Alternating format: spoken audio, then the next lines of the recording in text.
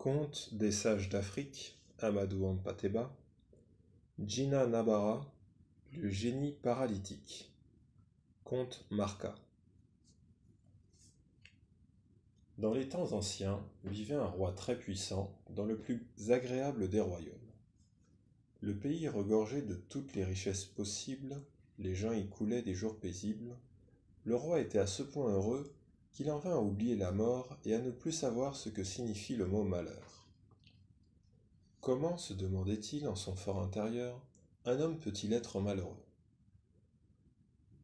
Pour le finir peut-être, Dieu frappa, pour le punir peut-être, Dieu le frappa son unique enfant, son fils bien-aimé, d'une paralysie totale. 7 années durant, l'enfant ne put quitter son lit. Le roi découvrit la douleur et le désespoir. Il souffrit 1000 morts. La tristesse envahit toutes les cavités de son cœur. Il était plus malheureux que le petit malade lui-même. La vie, qui jusque-là avait été pour lui comme un jour de fête sans crépuscule, devint-elle une nuit sombre que nul souper n'a précédée. Le roi chercha partout, apprit l'or, un remède contre le mal dont souffrait le jeune prince, mais en vain. Ce fut peine perdue et fortune gâchée. Aucun des guérisseurs, des devins et des sorciers, qui se succédaient au chevet de l'enfant, ne put lui faire recouvrer la santé, ni même lui apporter le moindre soulagement. Un jour, une vieille femme chenue, édentée, boiteuse et bossue de surcroît, se présenta à l'entrée du palais. Un liquide nauséabond coulait de ses narines.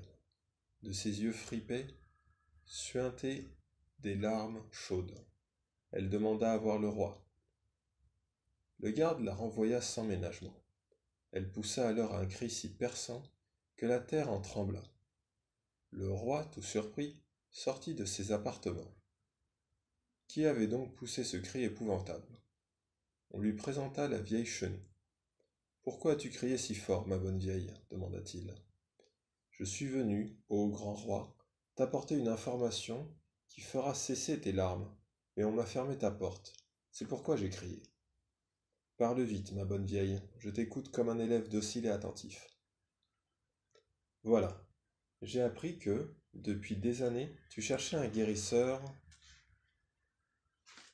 au travers de tout le royaume. Or, il n'existe dans tout l'univers qu'un seul être capable de guérir le mal dont souffre ton enfant. C'est Djina Nabara, le génie paralytique. On dit qu'il connaît absolument tout. Il réside entre ciel et terre, dans une région totalement inaccessible, mais une fois par semaine, il vient se désaltérer aux eaux de la mare bleue, celle qui se trouve dans la vallée rouge, au pied de la chaîne des monts jaunes. Si quelqu'un peut sauver ton fils, c'est lui. Mais ma bonne vieille, comment ferais-je pour entrer en rapport avec ce génie? Ce n'est pas un de mes sujets, et je n'ai aucun pouvoir sur lui. Il faut le capturer. Avec quelle force pourrais-je saisir un génie capable, en un tournement d'anéantir une armée? La vieille éclata de rire. La ruse, s'exclama-t-elle, est plus puissante que la force des armes. Ô roi, je compatis à ta douleur. Aussi vais-je te dire comment faire pour capturer Djina Nabara. Donne l'ordre à tous les villages de ton royaume de préparer la plus grande quantité possible d'hydromel. Puis, fais transporter cette boisson enivrante jusqu'au bord de la mare où vient s'abreuver le génie et fais-le verser dans ses eaux. Ainsi dit, ainsi fait. Partout dans le pays on récolta le miel, aucune ruche, aucun creux dans le tronc d'arbre ne furent oubliés. Quand tout le miel fut rassemblé, on le versa dans les eaux de la mare, où il fermenta. Bientôt la mare devint tel un lac d'hydromel mousseux et pétillant à souhait. Le jour venu, Djina Nabara, comme de coutume, vint à la mare pour s'y baigner et s'y désaltérer. Surpris, il constata que l'eau avait changé de couleur. Il en prit une gorgée et l'avala. Il la trouva délicieusement mielée. Sans doute, pensa-t-il, Dieu a-t-il décidé de modifier cette eau afin d'en améliorer le goût. Il en but alors à longs traits. À la fin, complètement ivre, il tomba lourdement sur le sol et sombra dans un sommeil profond. Le roi avait envoyé 3 chasseurs se poster à proximité de la mare avec ordre de capturer le génie, mais sans le maltraiter. Le voyant profondément endormi, ils l'encerclèrent et attendirent tranquillement son réveil sans le déranger. Quand Jinan Nabara ouvrit les yeux, il se vit entouré de 3 fils d'Adam qui le serraient de près mais qui apparemment s'étaient gardés de lui faire le moindre mal. « Qui êtes-vous et que voulez-vous » leur demanda-t-il. « Je vois bien que vous ne voulez pas de mal. Mais, sinon, il vous eût été facile de m'attacher pendant mon sommeil. » Le chef des chasseurs prit la parole. « Notre roi, dit-il, a pour seul héritier du trône son fils unique, qu'il chérit tendrement. Mais celui-ci est malade et ne peut plus bouger depuis 7 ans. Le roi a remué ciel et terre pour trouver un guérisseur capable de guérir son enfant et de ramener la joie dans son cœur, mais en vain.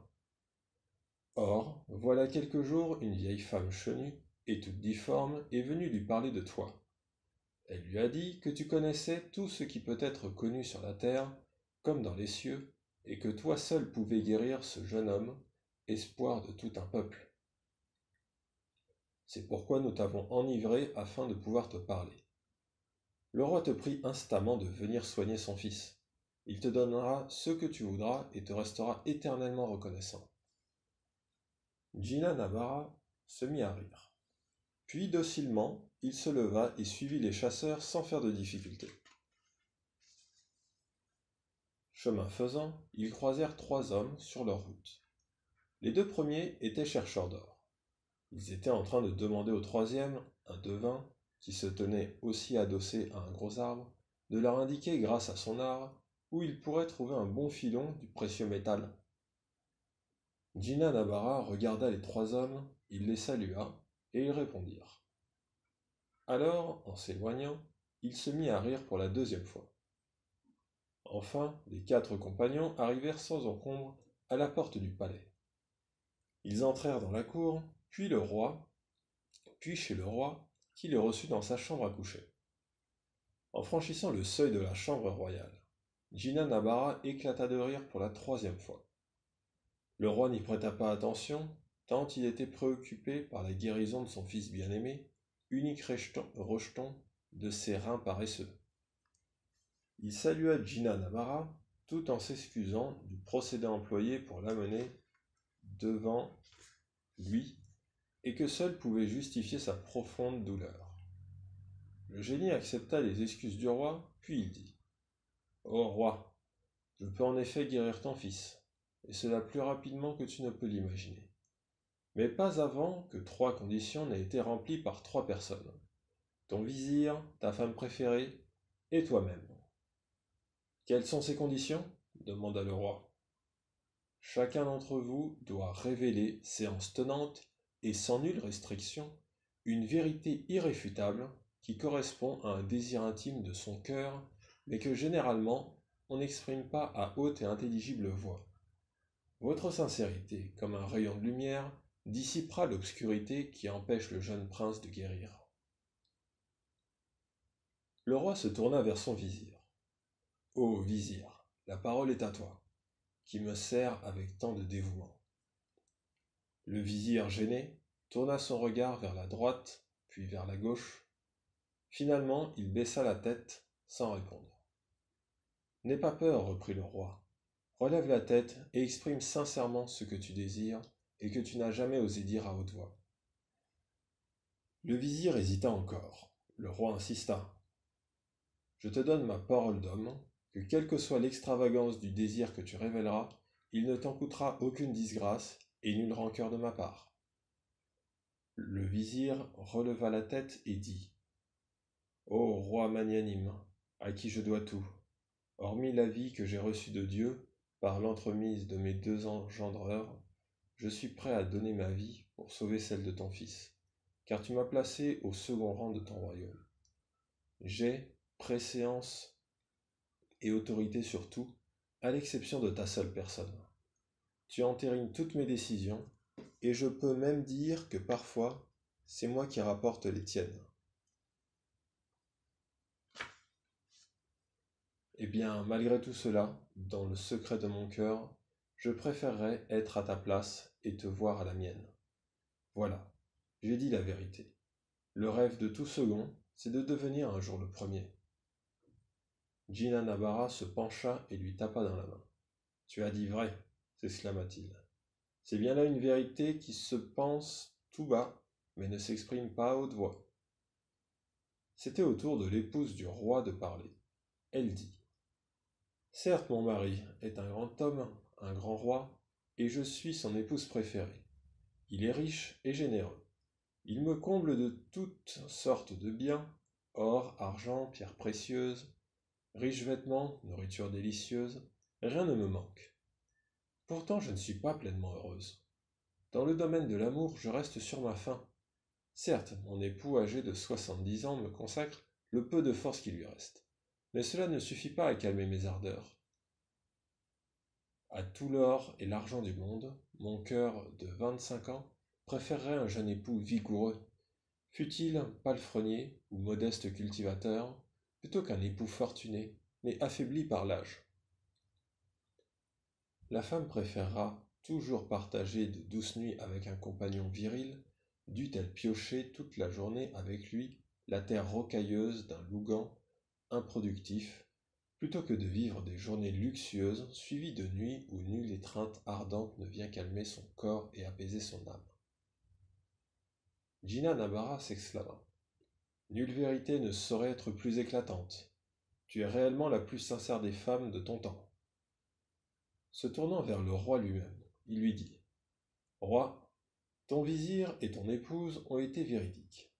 Vas-tu à ton tour révéler le désir intime que tu caches dans ton cœur et que tu voudrais que Dieu lui-même ne connaisse pas ?»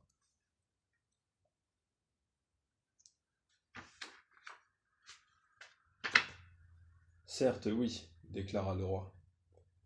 Je suis, vous le savez, le grand commandeur de toutes les terres situées entre les deux fleuves. Je possède des greniers remplis d'or et d'argent, et les magasins regorgeant de tout ce que procure au corps un confort paradisiaque. Je possède plus de fortune que je ne puis en dépenser. Je donne et je reçois des cadeaux somptueux.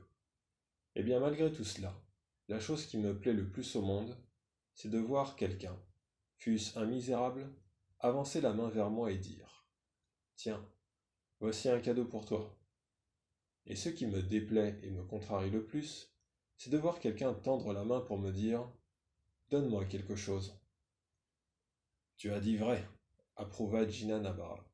Tous les sages ont dit en effet que le roi qui donne est un roi extraordinaire, car le propre des rois est d'aimer recevoir plus que d'aimer donner.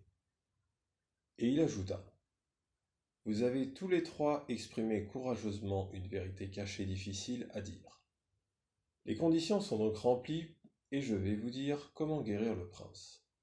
Ô roi, tu vois la poule noire qui est derrière ton lit et qui s'apprête à pondre. Tue-la et fais-la manger à ton fils. Ensuite, enfouis sous la terre les os et la chair qui n'auront pas été consommés. Dès que les restes seront enterrés, ton fils guérira. Le roi fit exécuter la prescription. Aussitôt son fils retrouva l'usage de ses membres et bondit hors de son lit. La joie de tous fut indescriptible. Le peuple tout entier fut en fête. Le roi voulut combler de cadeaux Gina Navarra, mais ce dernier refusa. Après avoir pris congé de tous, il s'apprêtait à quitter le palais quand l'un des chasseurs, qui avait assisté depuis le début à toutes les scènes, s'approcha de lui et le prit par la main.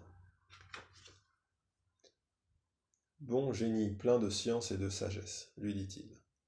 Depuis que nous nous sommes rencontrés, tu as ri à 3 reprises. Pourquoi ? » J'ai ri, répondit Gina Navarra, de la vanité humaine, et surtout de l'assurance avec laquelle les hommes affirment des choses dont ils n'ont en réalité aucune connaissance certaine. On a dit au roi que je savais tout. Or, je ne savais même pas que du miel délayé dans de l'eau pouvait m'enivrer et me réduire à l'impuissance. Sinon, j'aurais évité votre piège. C'est pourquoi j'ai ri une première fois.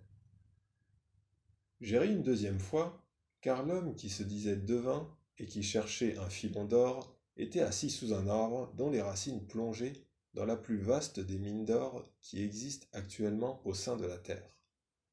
Enfin, en entrant dans la chambre du roi, j'ai ri une troisième fois, parce que le roi a dépensé des fortunes pour guérir son fils, alors que le remède se trouvait à portée de sa main, juste derrière son lit. Alors, avant que qui que ce soit ait eu le temps d'ouvrir la bouche pour lui poser une autre question, Gina Nabara, le bon génie, se transforma en lumière, s'envola, et telle une étoile filante, disparut dans l'espace, sans que quiconque puisse dire s'il était allé en haut ou en bas. Telles sont les vertus de l'humilité sincère et le pouvoir libérateur de la vérité.